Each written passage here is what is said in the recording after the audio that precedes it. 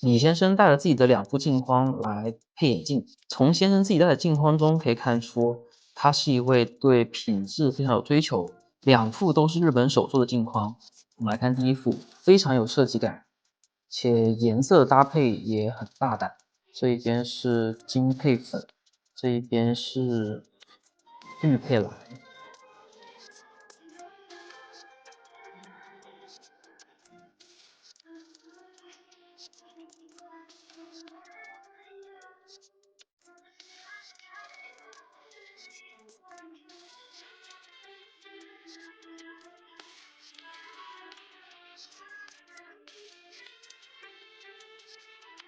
鏡片選擇的是德國羅敦斯德大事件系列的 S 系单光，2副鏡片一起呢是花費2200元港幣。